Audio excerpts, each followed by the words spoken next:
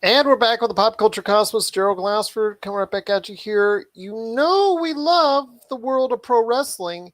And as indicated for the last time we talked about it in the state of pro wrestling, we would go ahead in the month of December and January, early January, talk about the best in pro wrestling for 2022.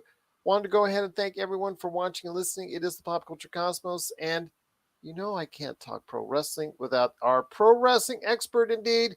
You got to go ahead and check out what he's doing today at the PVDCast.com. It is John Orlando. And John, I am excited.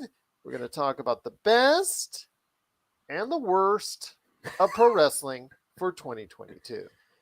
Well, first, thank you for having me back on. I appreciate it very, very much. I always look forward to sitting down, Gerald, with you and talking about various different wrestling topics, and this is no exception. This is the same. I got to be honest. Some of these categories were tough, people. I don't know. I don't know how many we're going to agree on, Gerald, but it took me quite a bit of time to compile my list. I did it for me as well. I think I had some issues with some because there were not, in some categories, there were no standout qualifiers. In some Mm-hmm. others, there were. I will say that, but I think that overall, it's a good crop of individuals, a good group of individuals that are part of our awards process for this year in pro wrestling. So looking forward to it. Okay, before we get into the news that I want to talk to you about, and of course the awards, tell me about where we are in 2022. Was it a good year for pro wrestling? Ooh, that's a curveball. I wasn't expecting that one. Now, I like to throw them every now and then. I'm going to say that I think it was a good year on a scale of 1 to 10, 10 being completely awesome off the charts and 1 being horrible. I'm going to say it's in there at a 7.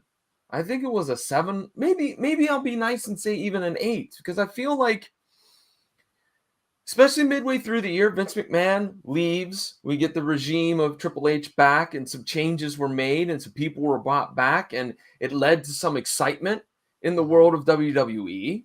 Mm-hmm. I think that all of the backstage drama in AEW was far more interesting than any of the storylines that they showed on TBS or TNT. Agreed. Uh, yeah. So I'm gonna say yeah. I think it was a pretty solid year. I'm gonna stick with that. I'll go halfway. 7.5. Not a 7, not an 8. 7.5. I think it was a good year for pro wrestling.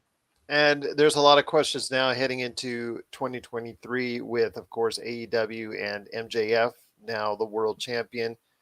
We championed this for quite some time, and we discussed this that maybe it was a little bit almost too late for it. We thought it should have happened a little bit earlier, but we're glad it happened.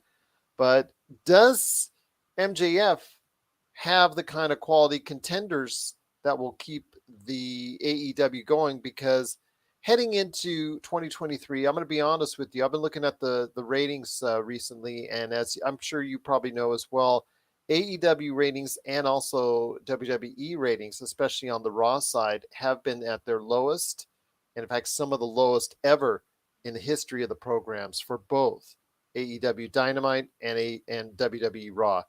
This is of great concern to me that less people are watching the product. So I ask you, my friend, with the MJF, I guess, rise to prominence finally happening later rather than sooner, and then, of course, Roman Reigns continuing on with the bloodline and all that, what is it going to be like for 2023 going forward?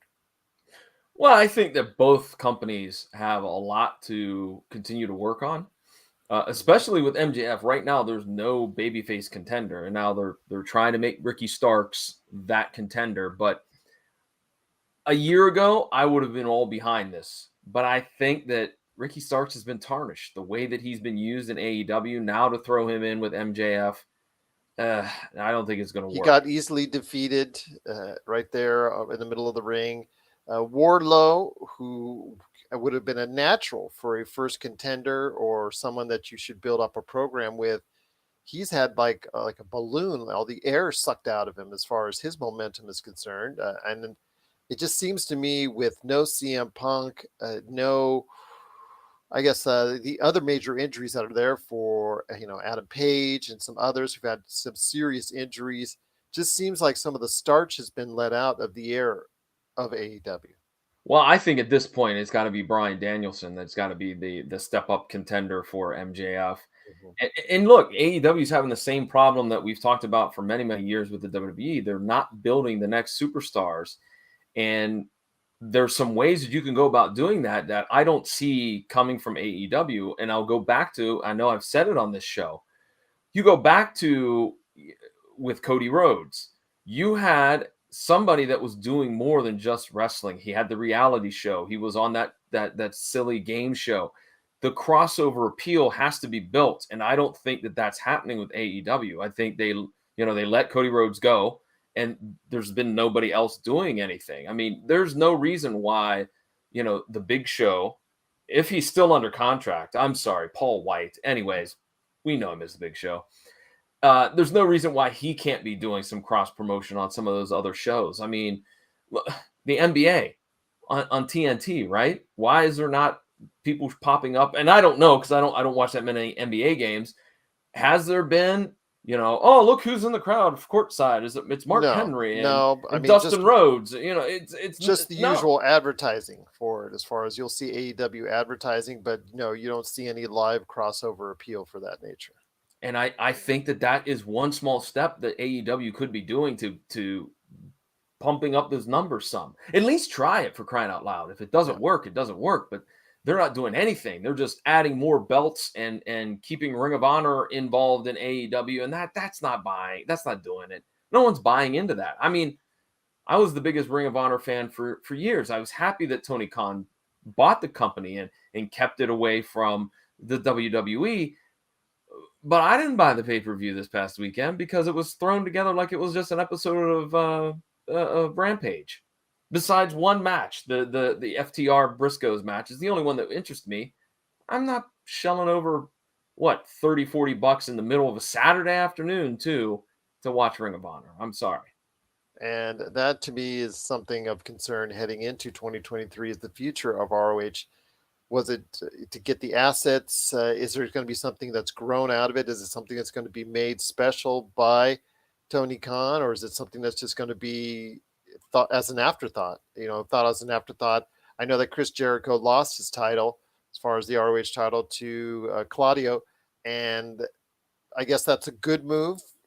I guess a lot of the well-known individuals out there that know that with Chris Jericho as the RH champion, it was kind of giving it a little bit of a highlight, a little bit of a rub, but unfortunately now that is no longer the case.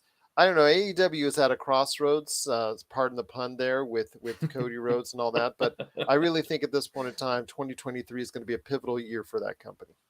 I totally agree. I feel like if they don't take the necessary steps to attempt to try to garner more attention, more focus, more fans in the buildings. I mean, I guess they're doing well in their live events, the tapings of Dynamite, but and Rampage, but that can only take you so far. They've done well historically with the pay-per-views, but you have to ask yourself, when that happened, when those numbers started going up, who was on the roster? CM Punk. Obviously, people want to see Punk. Does he come back? I really don't feel like he's coming back to AEW. That's just my own personal opinion. Mm-hmm. I think too much has happened that I think that you can't say sorry enough, basically. And I don't think he's the type to say sorry. I just thought well, as I told you last time, I just thought it was stupid for him for all of them to do what they need to do. If I was Tony Khan and I was actually smart enough to realize that, you need all these assets, you need all these individuals to go ahead and build your company. You do what you can to get them in a room and you hash it and iron it out. Yeah. Because, yes. Yeah. Losing CM Punk as far as a draw is a big concern for you going forward, and not just in the Chicago area, going forward as far as name value. Any wrestler with some serious name value is if you lose them as AEW as a number 2 and a distant number 2, you need to go ahead and unfortunately try to do what you can to recoup that, or try to figure out something that's going on to get that individual back, because CM Punk, they're already seriously missing CM Punk. I'm not saying that they should not make MJF the champion. This is something again we've talked about for a Mhm. while. MJF, I'm glad he's champion, but right now him as a champion defending against CM Punk would have been a much more appealing as far as maybe a feud or competition than let's say Ricky Starks or many of the individuals that they're about ready to throw up against, like we talked about MJF. So I don't know when it comes to Bryan Danielson, that's obviously next in line as we talk about this, but we know that right after that, who's back? John Moxley again? Is it Hangman Page again? Is it some of these others again that are okay? They can build up a Dynamite rating, but they can't do a whole lot more than that. So we'll see. Very very concerned for AEW's future going forward. Now, as for the WWE in 2023, I think that the biggest issue, and hopefully what has come out this week is not set in stone, if you will. Vince McMahon wanting to return. That cannot happen. I feel like that will be a major step back in 2023. I feel like the product has gotten better. Is it perfect? No. Is it? But it's worlds away from some of the stuff we've seen over the last couple of years. I feel like that is the biggest challenge. They have to make sure that Vince understands he cannot come back. Sure, he can have input. You and I both talked. He picks up the phone every once in a while and goes, Stephanie, Paul, let's do this. Let's do that. And they probably take his advice. We'd be stupid not to say that. But he can't be involved in a bigger part. If he is, then I think that what momentum the WWE has created is just going to go right down the toilet. Well, I just indicated when at around the time that it happened, where Vince McMahon left the WWE, it's the pro wrestling business. Everybody is eligible to always come back. CM Punk, he may come back to AEW or come back to the WWE. When it comes to Vince McMahon, anything is possible. So, like you said, he is probably already in conversations and probably never stopped the conversations with Paul and with Stephanie. I just am concerned with the future going forward for the WWE should he come back. But with the ratings as low as they are, now mind you, it's December. Ratings for most part usually trend down for television in a lot of ways for the month of December. But I understand right now that's a big problem for WWE. The Raw ratings and the SmackDown ratings are of paramount concern, and if they continue to slide down, that prospect of Vince McMahon popping up somewhere in the WWE gets bigger and bigger. Well, you know what? Now that you said that, what would pop a giant rating is the return of Vince McMahon. And whether we like it or not, that would probably happen. And if ratings get that bad where they're starting to think of really desperate measures, I guess you would be right on that, Gerald, that we might very well see the return of Vincent Kennedy McMahon, but I just don't want to see it. I really don't. I feel like, again, with the WWE, they can start to try some different things and seeing what works. Getting some more, what's the word I'm looking for? Getting behind some more of their characters. A prime example, Karrion Kross. We're not so sure about how he's going to go here, but let's put a rocket pack on his back and see what we can do. All right. If it fails, it fails. But I think that they're just still kind of in certain aspects resting on their laurels. Absolutely, and that's a big problem as we head into 2023. Of course, Royal Rumble season, and then after that, WrestleMania. What kind of matches are going to be actually available? And I know that we'll discuss that in 2023. But well, can I throw out one other thing too? I think it would be a huge distraction for Vince to come back because if I'm not mistaken, I did read correctly. A couple more allegations have arose. Correct? Of course, yeah. There's going to be more. So why would you want that distraction if you are, Triple H, or if you're Stephanie? Why would you want that distraction, especially right here, right now? Because it's only been 6 months since he left. Yep, it's because he's Vinnie Mac.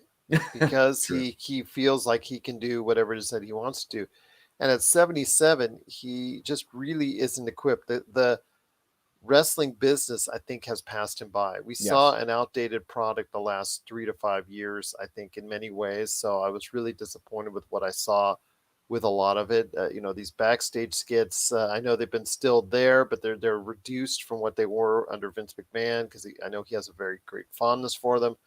I can't stand them because since the attitude era, they just really have not been able to do well and give those backstage skits a real purpose. It's just Hmm. something that I think a lot of people need to put in consideration there. Plus the fact that I think these promos by the individuals who can cut good promos are too scripted and really need to go ahead and just loosen and relax depending on the individual. Now, there's some individuals in WWE you need to go ahead and put a cue card right in front of their face. Okay, let's put Yes. that right there.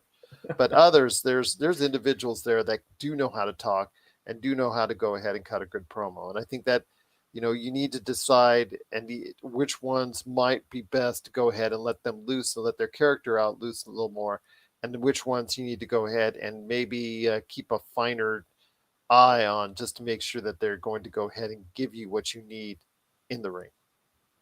And for those that don't do well with promos, here's a novel idea. Could we get some managers maybe that have the gift of gab?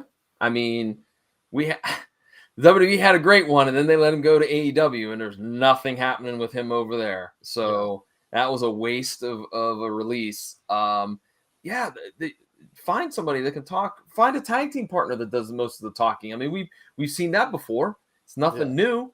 I don't think Robert Gibson said more than 3 words in the Rock and Roll Express during one of their promos. It Not was too all many Ricky words. Morton. No. Yeah. No, so Robert Gibson and Ricky Morton. It's all Ricky Morton usually cutting the promos on that. So yeah, I just want to see going forward exactly where we stand. I really would be against Vinnie Mac coming back. I understand the product is not where it needs to be, but going backwards is taking a step backwards with Vince McMahon coming back. I agree. Once again, it's the best and worst in pro wrestling for 2022. We've got still plenty of time left, so thanks so much for joining us. It is the Pop Culture Cosmos. It is John Orlando from the PVDCast and myself, Gerald Glassford. Thanks so much for watching and listening. Truly appreciate it. It is pretty much that time to start going down the categories. And great thing is, we've got 45 minutes almost, my friend. So a lot of time to go ahead and cover each and every one of these categories. So a lot to talk about indeed. But I guess where do you want to start? I will let you choose the Oh, categories that you want to start at. I think it's fitting that we start with the best. I think that we should Okay. start there. You know How me, I about always like to go into the worst, but okay. we'll be optimistic this For time. We're comedy gonna purposes, of course, yes. go. But Shall we yes. talk about the best women's wrestler? Best women's wrestler. This was my toughest category to go ahead and pick a winner out of because I don't think there were any standout women's wrestlers this year in anywhere. Personally, I really had issues with the way a lot of these women were promoted. My issues with regards how WWE treats Asuka, who was one of the finest technicians on the planet, and they treat her like garbage, absolute garbage. I think there are other lady wrestlers like Becky Lynch and Charlotte Flair who were injured a great part of the year, so they can't be under consideration when they normally would be.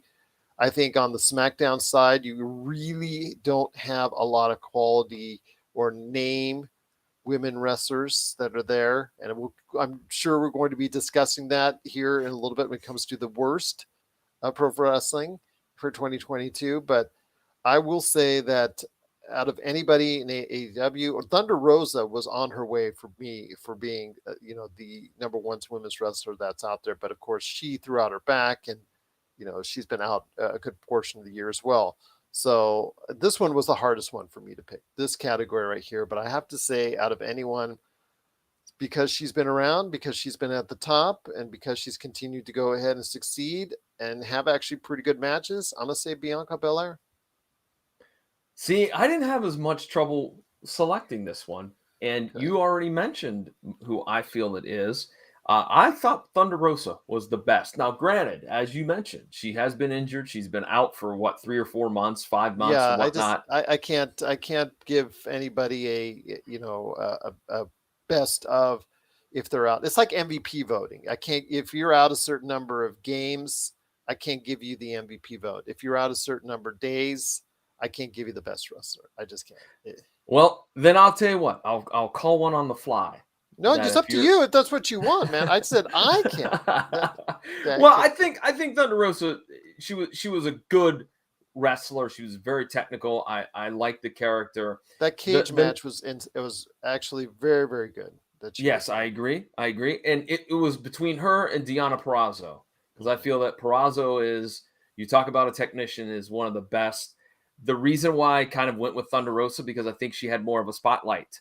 All right. Where I think with all due respect to Impact Wrestling, I don't know how many people are watching Impact Wrestling on a weekly basis versus less than Dynamite. 100,000. I read the ratings. There you go. So, but take nothing from Deonna Purrazzo. I think she is one of the best women's wrestlers today. But I just went with Thunder Rosa because I just felt that she had more good matches. She had more energetic, fiery promos, which I liked, and the character. And I think she was set to have a really great year. And unfortunate that an injury cut that short. Yeah. See, again, she would have been, for me, had she been healthy the entire year, my pick as well. But because she was not healthy, I'd probably say Bianca Belair, because she was there virtually the entire year, and she had solid matches, and she was a good presence, and she's a decent promo. She's okay as far as what she's doing. Very athletic, very gifted in the ring. She has honed her wrestling skills. She used to be a little bit rough around the edges with her in-ring ability, but she has done quite a bit, even though, Becky Lynch probably says otherwise with her shoulder. But I will say that, to me, Bianca Belair has improved to the ring enough where, again, she was there. She was champion the entire year, or virtually the entire year.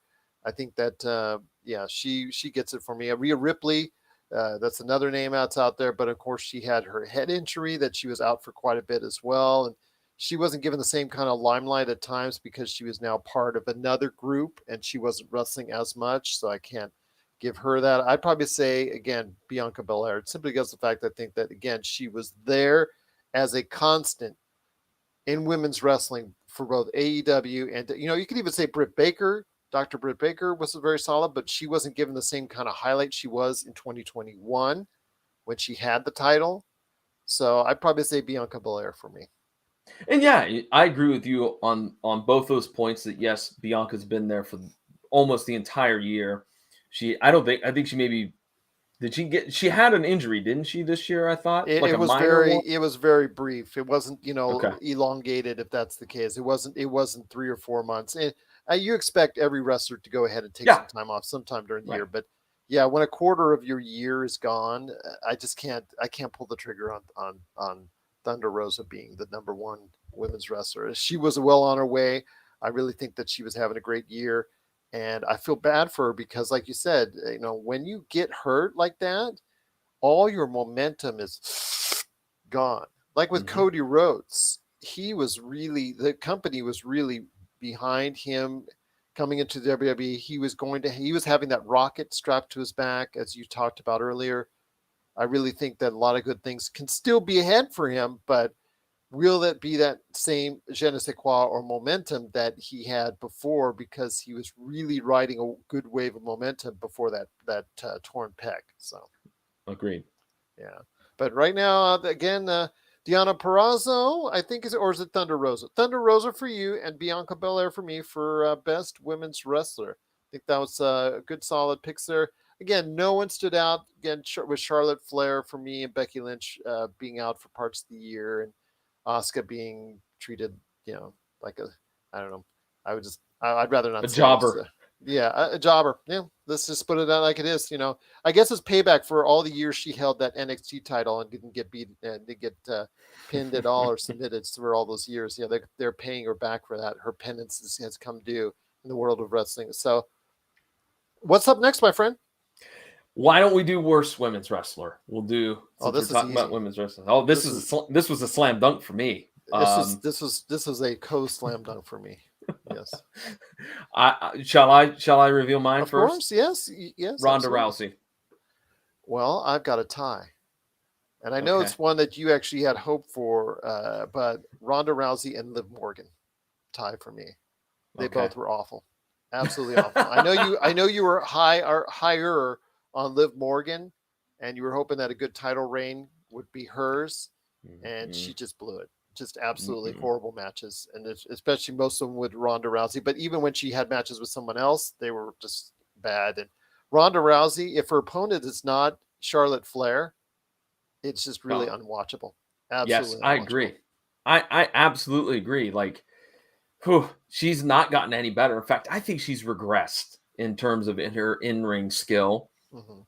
I think She's great when she does like brawls or when she does falls count anywhere or anything like that, gimmick matches. But yeah, put her in the ring like that as far as just a straight match. Oh, oh, oh, ah. and I feel like they paired her up recently with Shayna Baszler, and I'm like, too little, too late. That bus has left the station years ago. Yeah, That should have been something because I clamored for that. I wanted to see that tag team, and they just wasted it away. They just let it just, because in real life they're friends with the Four right. Horsewomen and all that. So yeah, Yeah, I thought that that would have been a great storyline, but now they're doing it, and it's just I don't know. And there's so many baby faces involved in that situation because you have Liv, I believe, you have Tegan Knox and Raquel Rodriguez. It's a muddled mess of a storyline, that and SmackDown side does not excite me at all as far as women's pro no. wrestling there. I will say this: I'm curious if the rumors are true. I would like to see if they do pair Sergeant Slaughter with Lacey Evans. I didn't say it was going to be good, Gerald. I said she I'm was curious to she see what was not good happens. when she was in the ring, and then she's congratulations to her, she's had pregnancy, so of course that having a child, congratulations to her, but she's not a good wrestler. She's absolutely not, with a bad gimmick on top of it. When you're a bad wrestler with a bad gimmick, that's just bad. That's You just really mean when bad. she was the debutante or the the, Yeah. the Marine now? I know it's the Marine now, but the debutante and all that, yeah, that was just some unwatchable stuff right there. But when I could care less, when I couldn't care less, I'm sorry, when I couldn't care less about you in the ring, it just tells me you're just not doing it for me as far as your in ring ability is concerned. So really, Oh, just really, yeah, yeah. We're what going does it say? some What it says about me when I'm like, the biggest thing about her is I want to see Sergeant Slaughter in the corner. I mean, that yeah. that ought to tell you how interested I'm in.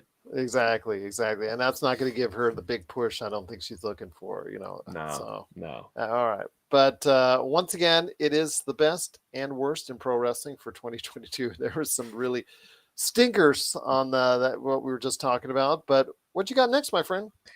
Well, let's go with best tag team of the year. Okay. And I gotta say that I This think might that be a this short conversation. it might be. I think it was I don't think the tag team ranks in both major companies had some highs and lows Hmm. in the year. But my tag team of the year, best tag team of the year, excuse me, is the Acclaimed. And here's why. I feel like they have really worked and really hustled and really put everything they had into this tag team. Are they great Hmm. wrestlers? No, they still have a lot of learning to do. But they're getting over on their own with Max Caster's rap and with the whole scissor shtick and all that jazz. And come on, a 52-year-old Billy Gunn now is irrelevant again in professional wrestling, with all due respect to him. Yeah, I I'll mean, touch on that in here in a bit. okay, I got to say that I feel like they had a great year. And I imagine I have a feeling I know who you picked, so I'm not gonna step on toes. I'll let you Hmm. go ahead and reveal your pick. Well, it's a team that won several titles this year. Team that's had a lot of great matches this year. In fact, they just had one recently with the Briscoe brothers. That is FTR. Okay. FTR. I mean, they're really sound. They didn't excite me when they were in as the Revival and the WWE, and that's partly because of them, and that's partly because of WWE. They didn't know what they had at the WWE, but then again, it's also how you make yourself in WWE. The best of the WWE is you take whatever they can give you and you make the most out of it. And I don't think FTR did that, but I also don't think the WWE really had, noticed what they had or knew what they had when it comes to FTR. But now that they've gone on their own as far as away from the WWE and part of AEW, AAA, New Japan Pro Wrestling, they once had all of three of the major titles that are out there. Yeah, at Yep. one time up until recently, ROH, they had that as well. So I think they won each of the titles this year: AEW, ROH, and New Japan Pro Wrestling and AAA. I think at one point in time they held each of those titles. I may be wrong on AEW, but Yeah, I don't think they had the AEW belts. I'm pretty okay. sure. Or if they did, It I might have think been they earlier. did It was have them. earlier in the year, I thought. It was early in the year, and they dropped them right away, and then they Yeah, collected the other they three might have. belts. Yeah, but it Yeah, I seems think like that's how it went. Yeah. yeah. So I really think that they've had a great year as far as match quality wise. I know they're Jim Cornette's favorite wrestlers, but as for me, it's just a matter of the eye test. What did I see from them in the ring? They actually had some good matches as singles wrestlers. Now, mind you, they would go ahead and be competitive and lose almost all their matches as singles wrestlers. But as a tag team, they were very sound. Had some great matches on the independent scene and then all over the world. And to me, that means something. That means something that in a day and age where there's very few wrestlers. There are very few wrestlers these days that can go ahead and pop in several different organizations and succeed in all of them, as well as FTR did. It reminds me of the days where Bruiser Brody and Abdullah the Butcher would go all over the place, all around the world, and be the headliners everywhere they went. Within a span of a year, they might have worked for 20 or 30 different organizations within a span of a year. This reminds me so much of that, or at least it's the closest thing we'll ever get to that because of the fact that the wrestling landscape is so far different. But yeah, FDR to me, I think is really one of the best tag teams of the past 5 years in the way that they're performing. I think the Usos do get consideration as well.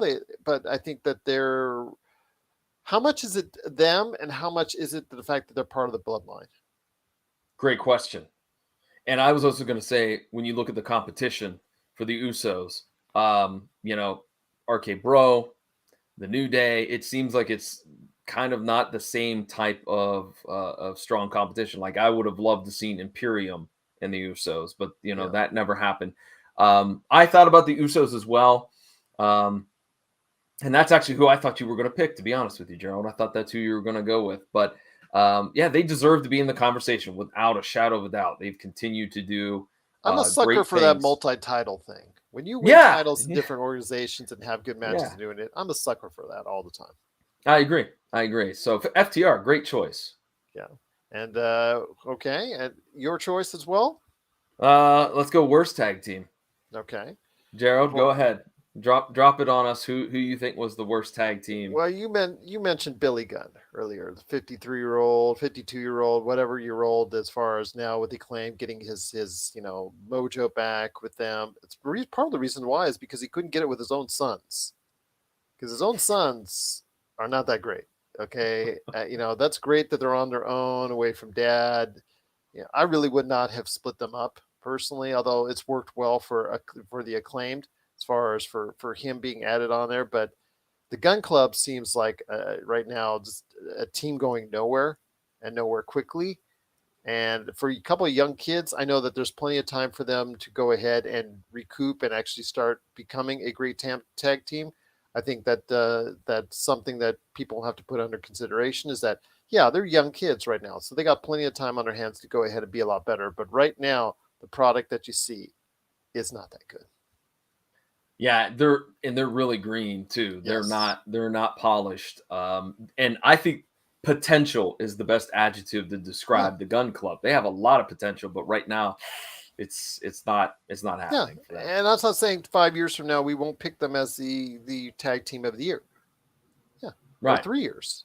But right now, they're for me the worst tag team out there. I think there's some at WWE you could pick, that are just as bad, but I'd say the Gun Club right now for me.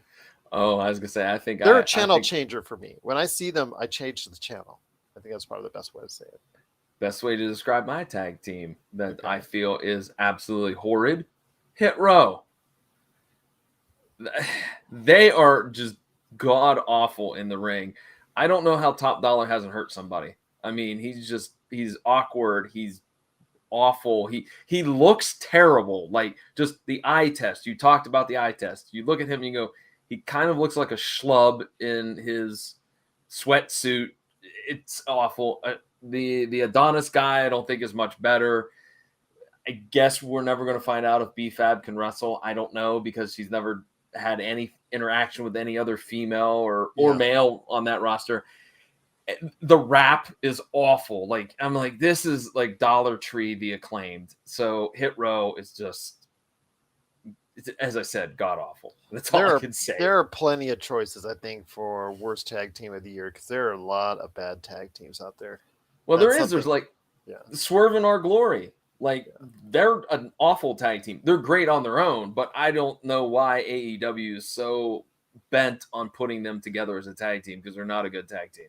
Yeah, I agree on that. But yes, my choice for worst tag team is the Gun Club, and yours is Hit Row, correct? Mm-hmm. Yep. All right, what's up next? Well, I threw this one out to you when we started putting this together. I feel like we should reward some wrestling media because I think there's been some really good wrestling media throughout the year that has come out that's entertained and informed, and it could be a variety of different things as I pitch. So I'll go with mine. I loved Tales from the Territories. I think that Vice can do no wrong when it comes to a wrestling documentary. I really enjoyed the entire season. I think it shed a new light on so many things that many of us didn't know about as wrestling fans. For an example, Polynesian Pro Wrestling. I knew that was a thing, but I knew nothing about it. So that episode was fascinating. Finally, Portland wrestling gets a little bit of the spotlight, which I thought was awesome as well, because I've always been curious about that territory. So I feel like those guys, Jason and Evan, they do a fantastic job. And I felt like that was the best wrestling media out there. You're going to be surprised for me saying this, but I turned it off.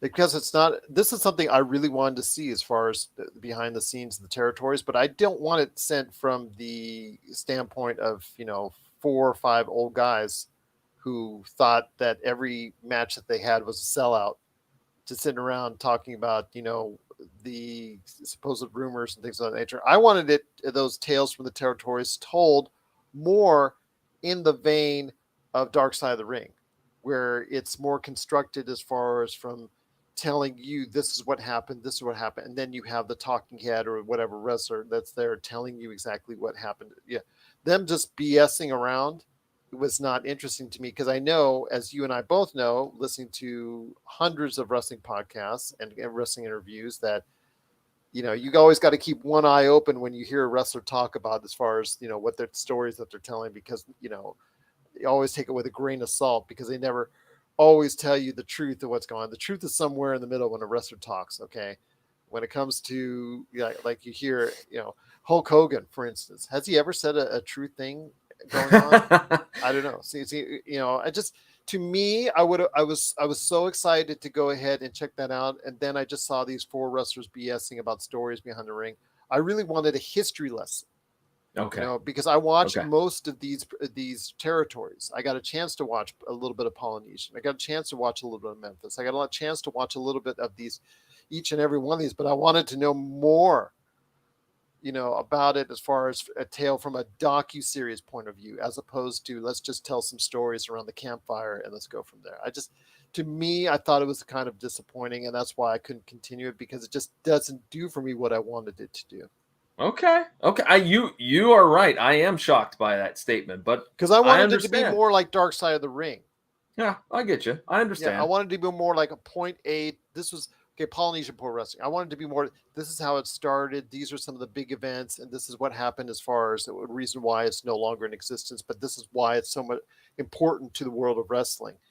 And then you obviously get the interviews with the wrestlers during the course of that. That's how I was hoping it would be laid out. I didn't expect, like I said, it wasn't what I expected, and unfortunately, I was kind of let down by that. Mm-hmm. Okay. How about your favorite or your best wrestling media from the year? Well, I thought we were going for wrestling media as far as the coverage. of it as far Oh, as, okay. so that's what I was thought when you meant wrestling media. So I'm going to say, as someone who's an old standby, I know that, when you hear these podcasts, in fact, I guess for me, if you wanted to go to wrestling media, for me, Folio's pod has been the most enjoyable wrestling media as far as that's concerned. I need to jump on that. I have not listened to one episode yet, and I've heard that there are so many great episodes. I need to check it out. I got to put it in the queue. Okay, well, it is worth a good listen. He does forget things, but he doesn't embellish. One thing you don't hear is him embellish, and to the point where it's like, oh my gosh, eyes rolling, like you will with Eric Bischoff's, some of the others that are there, that you kind of have to roll your eyes, like, no, that's not what really happened as I remember it. But okay, whatever, however you see fit, that's fine. With Mick Foley, he just tells you sincerely exactly what he thinks happens, because he's been prepping a lot of it through his one-man shows that he's been doing for many years now. So this is just like an extension of that.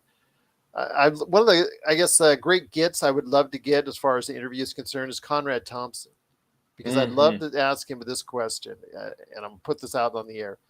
Okay, obviously Vinnie Mac would be, or Vince McMahon would be the number one show that he'd want to do. Okay, that would be the number one show he wanted. Yeah, lies or embellishments aside, having a Vinnie Mac podcast weekly would be something I think that would be nonstop listen for a lot of people. But I would love to ask him the question if he would rather do, let's see, Hulk Hogan, The Undertaker, or Michael Hayes. I think any of those three would be interesting for altogether different reasons.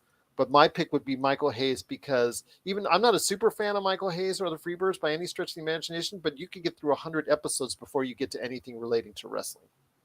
So. Well, you know what? I just read where Conrad Thompson's doing like some wrestling shows in Australia. He's helping to promote. Yeah, Nick Aldis. Mick Foley did very well in his Australian tour there earlier this year. So yeah, I think that's probably why. Great wrestling market out there.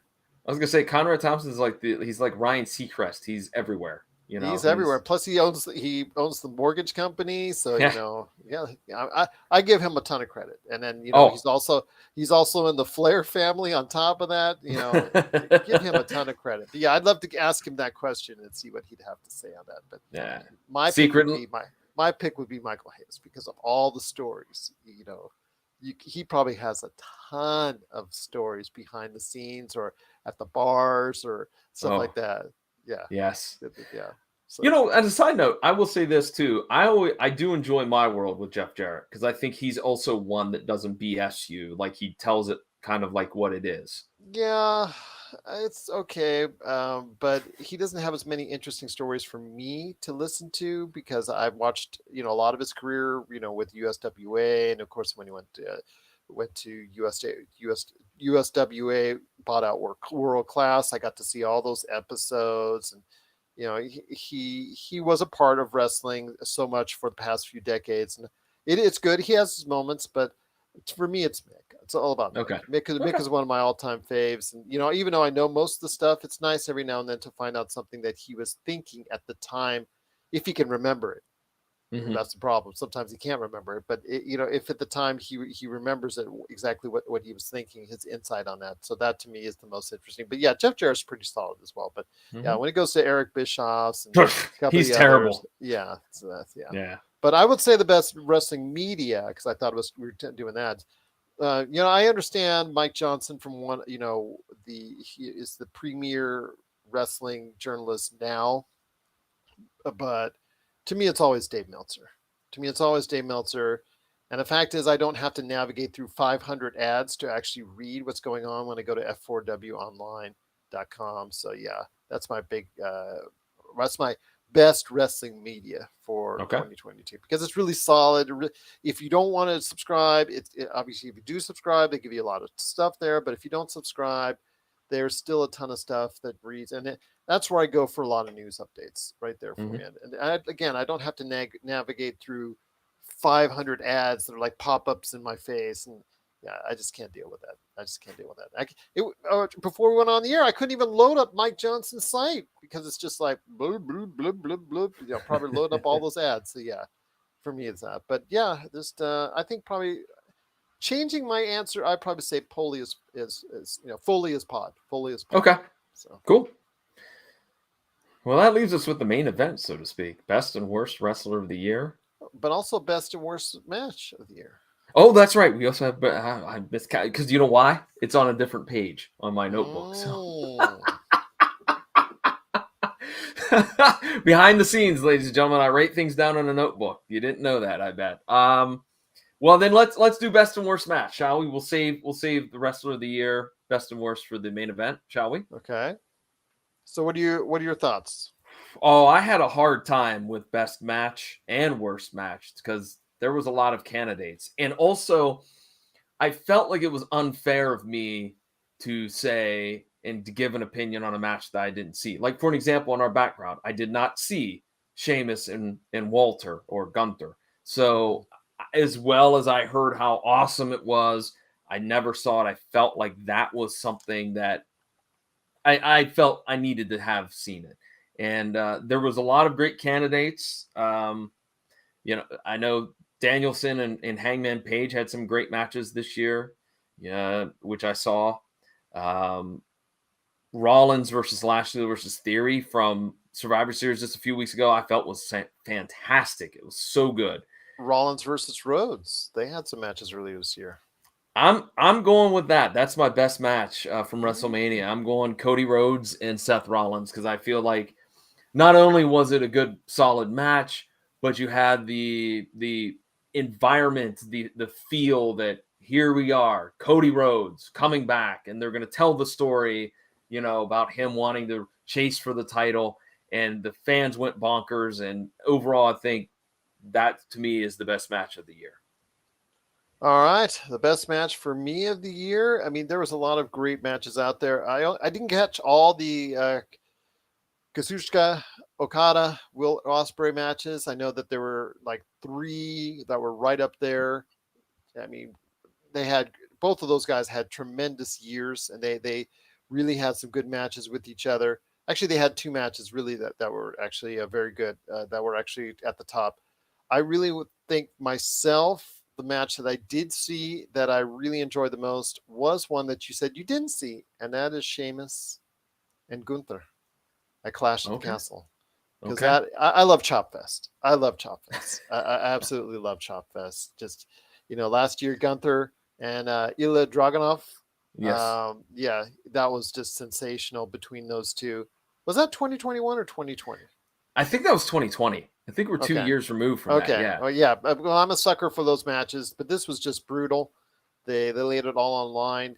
If you saw after the match how Sheamus was beaten and battered and just really, took the worst for wear.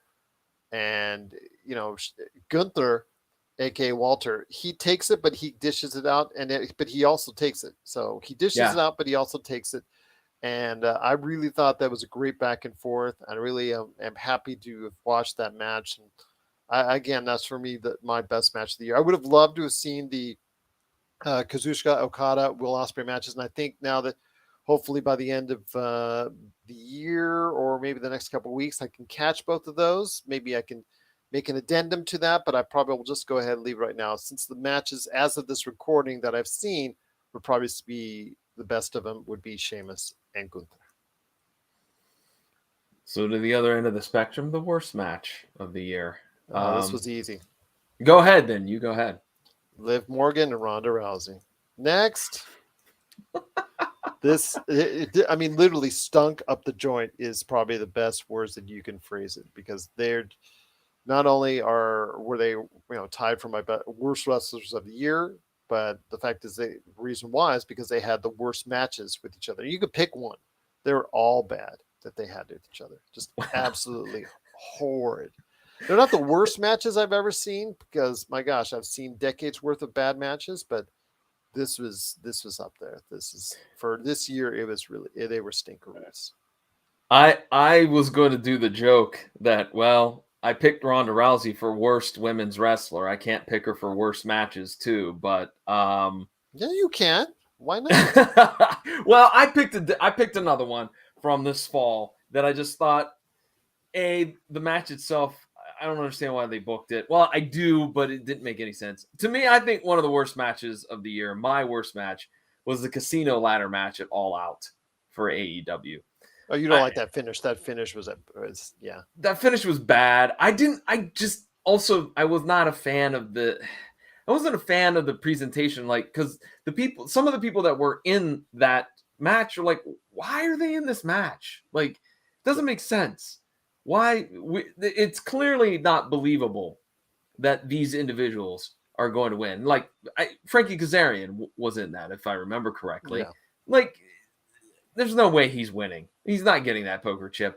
And yes, then the Firm comes out, which I'm not a fan of that stable at all, and MJF and the whole I just didn't dig it at all. All right. Well, that leaves us with the best and worst wrestler of the year, male wrestler. So, all right, my friend, we're down to it. The best of the best and the worst of the worst. So, go ahead, my friend. Who do you got? The best wrestler of the year was easy for me. It's Roman Reigns. I mean, really? Yes, I am. He had some really good matches. I will give you that. Yes, he had good matches. I am totally into the Bloodline storyline. And best, it was even said on my own show, and I agree. Like, a few years ago, I could not give a crap about what was going on with Roman Reigns. And now I'm absolutely glued. I want to know what he's going to say. I want to know what's next for him. And that's the same with Sami Zayn as well. Like, I could care less, could not stand him a few years ago. And now I, again, want to see every single week what goes on with the Bloodline, what's next.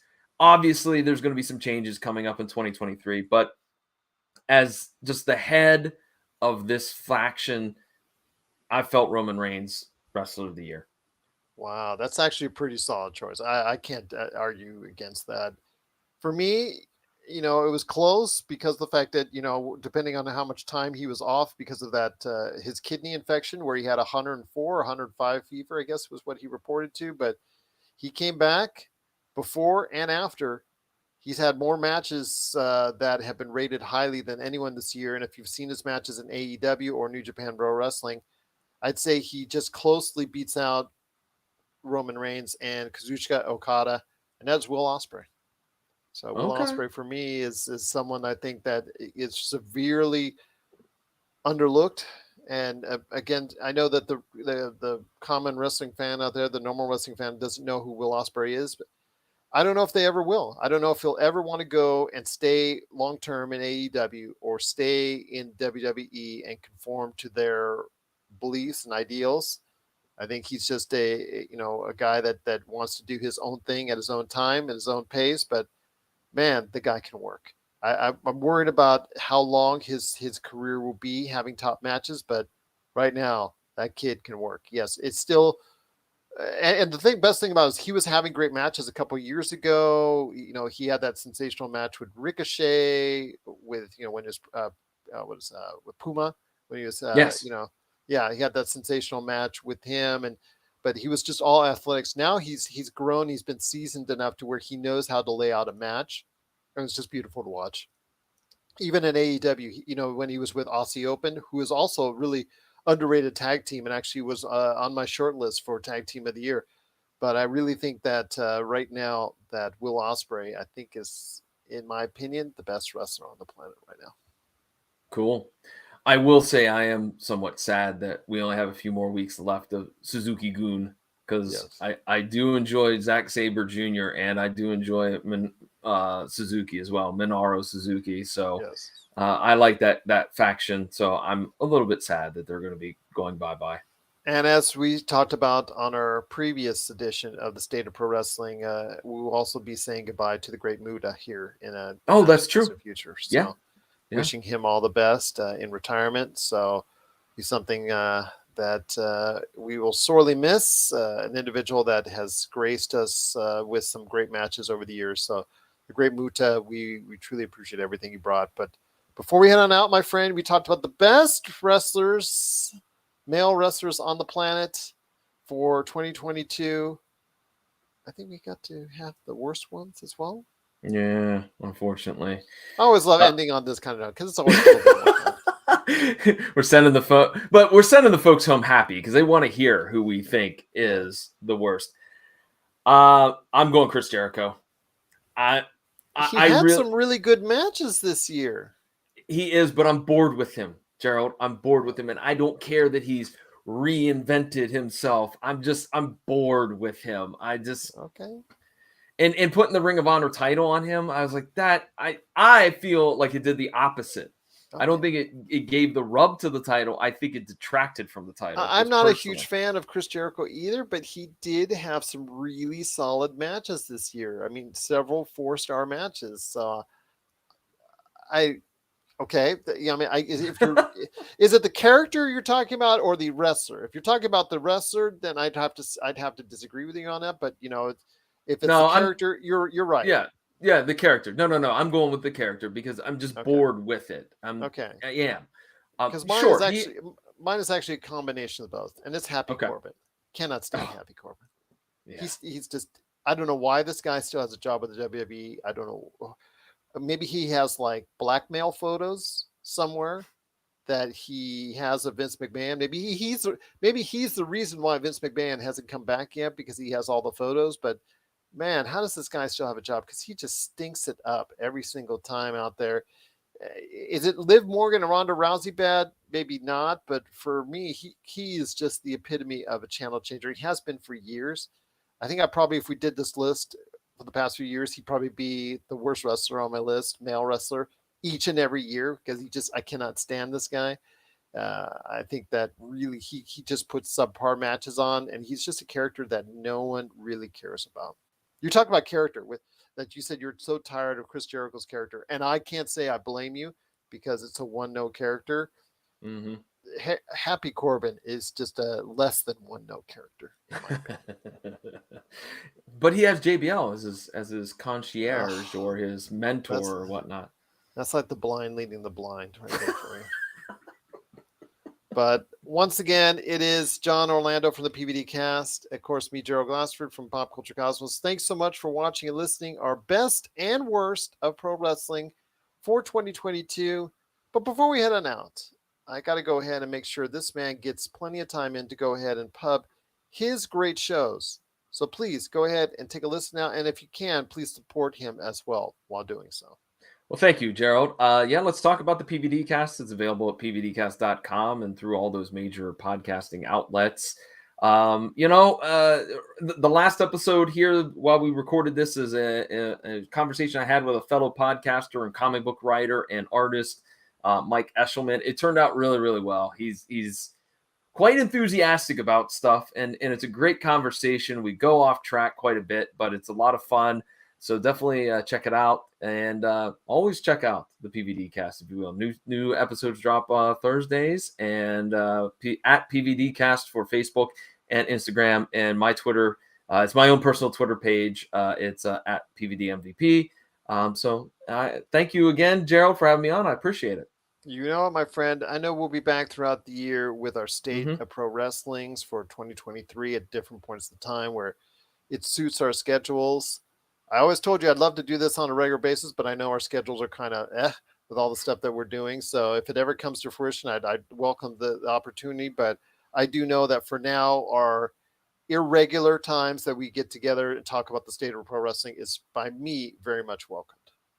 Yeah, I enjoy doing it. As I said when we started, love coming on to the Pop Culture Cosmos and talking all about pro wrestling with you. And so I look forward to it next time we sit down and chat. Are you sure? Talking about Happy Corbin and Liv Morgan and Ronda Rousey, that Corbin, Morgan, Ronda Rousey, Chris Jericho. Yeah.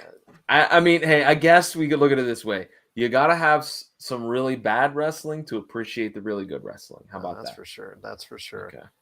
And if there's one last thing I could ask you real quick, I want to hear, there's one thing you could change for the pro wrestling industry for 2023. What would that be? Ooh.